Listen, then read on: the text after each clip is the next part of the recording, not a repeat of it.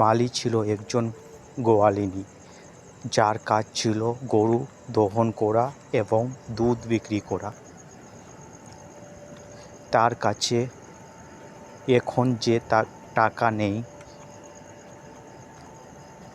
তা দিয়ে সে কী কিনবে তা নিয়ে দিবাস্বপ্ন দেখত।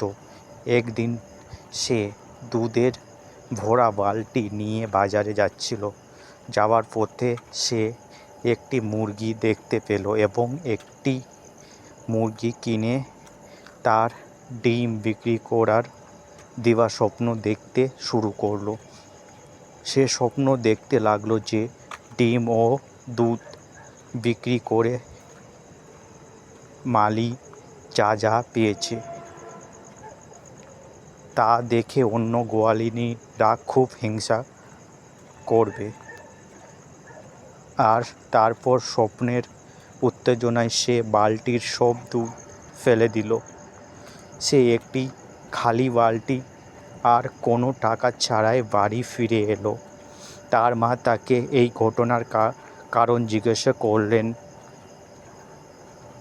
মলি তাকে পুরো ঘটনাটি বলল, যার পরে তার মা তাকে উপদেশ দিল যে ডিম ফুটে বাচ্চা বের হওয়া পর্যন্ত মুরগির বাচ্চার গোনা উচিত নয়। এই গল্পটি আমাদের শেখায় যে আমাদের দিবাস্বপ্ন দেখা উচিত নয়, বরং আমাদের লক্ষ্য দিকে বাস্তবসম্মত পদক্ষেপ নেওয়া উচিত। প্রচেষ্টা এবং পরিকল্পনা ছাড়া স্বপ্নের উপর নির্ভর করো না।